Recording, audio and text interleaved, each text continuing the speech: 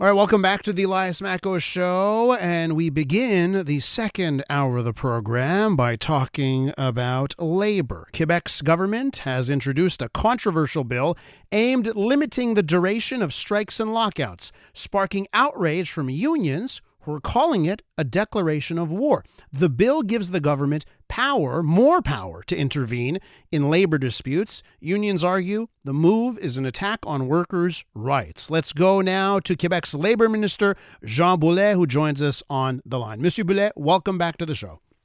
Good morning, Elias. How are you doing? I'm doing well. It's been too long, and I thank you for always saying yes to our interview requests. I do appreciate that. So, Jean, I'll call you Jean since we're buddy here. So, Jean, let me ask you this: your bill. I want to start it off this way.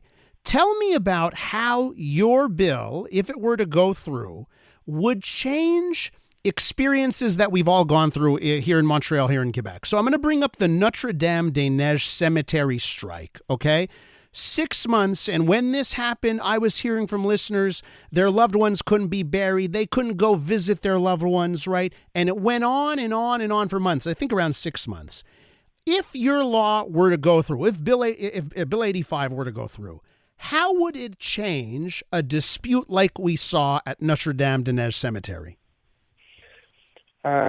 Elias, it was a labor conflict that was extremely annoying for so many people. Human dignity was affected.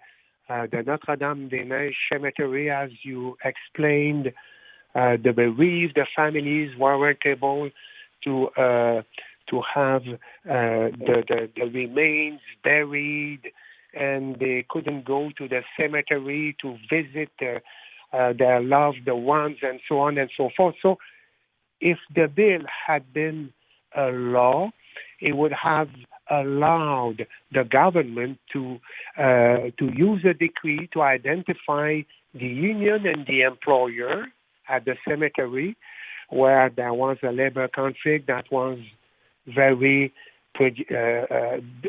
damaging for the people, to determine certain services to ensure the population's well-being. For example, the Labor Administrative Tribunal, if we had adopted such a decree, would have the power to decide and to ensure that the parties negotiate which services should be maintained and how they should be offered.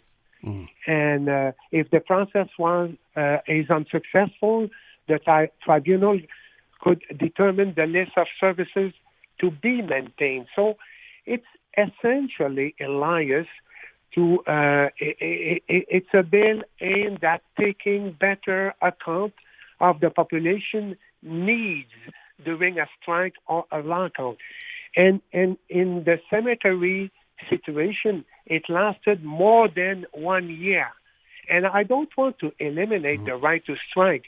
I just want to seek a balance between meeting the needs of the population again and respecting the right to strike or lockout. What do you say to someone who says, well, if you do that, if you try and meet the needs of the population in every circumstance, even if it's not essential services, you are taking rights away from workers? This is one of the only tools they have at times is a strike. What do you say to someone who says that?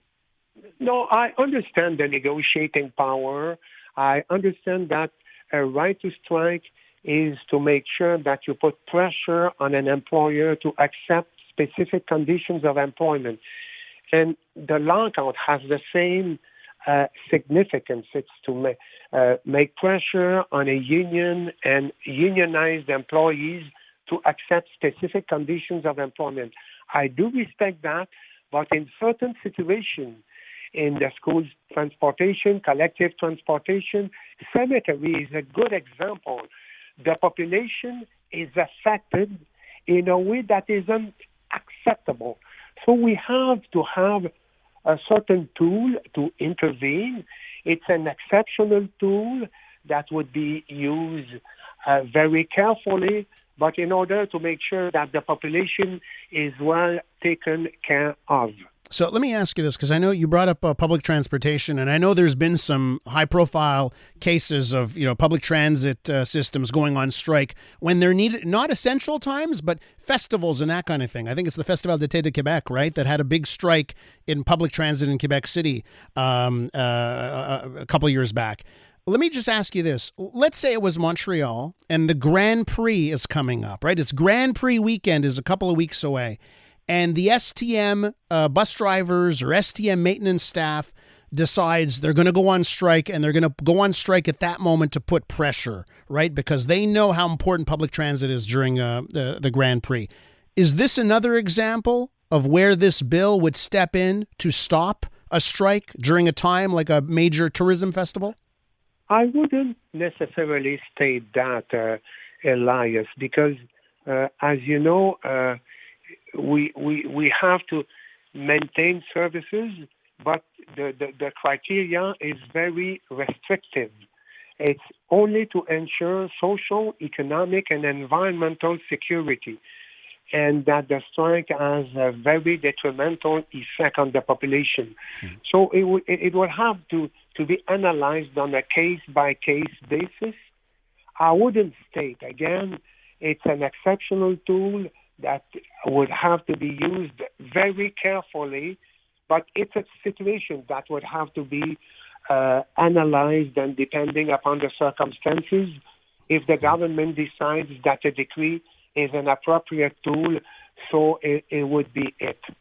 We are with Labor Minister Jean Boulet talking about a bill that has been tabled that could limit the ability for a union to call a strike or an employer to call a lockout. Let me just ask you on the union front here, right? They've had some very tough words about your proposed legislation. They call it a declaration of war. What is your take on how unions are reacting to your proposed legislation? I do respect their reaction. As you know, they have the total freedom to express their opinions, but I've been discussing with the unions over the last few years, and I intend to keep doing the same. Social dialogue, for me, is extremely fundamental. And as you know, there will be a parliamentary commission. We will have to consult all the different partners, namely the unions, and we will have to analyze their memory in order to make sure that we understand their main recommendations. And at the end of the parliamentary commission, we will analyze the bill provision by provision with the opposition parties, and I will make sure that the process is well respected. But at one point, Elias, we have to control or limit the right to strike. I understand the constitutional value of this right, but at beyond a certain level, we have to better protect the population during either a strike or a lockout. And can I ask you, is there another part of Canada that's doing something like this already? I'd say it's the first one, but I know that in many other provinces in the rest of the country, they analyze different bills in order to make sure that they have different tools to intervene in situations where the population is negatively affected by a strike, or they don't accept in the other provinces that the population can, or that the people can be hostages to a situation coming from a labor conflict. We're going to have to leave it there. Ministre Boulet, I want to thank you so much for coming on the show. Thank you. Merci, Jean.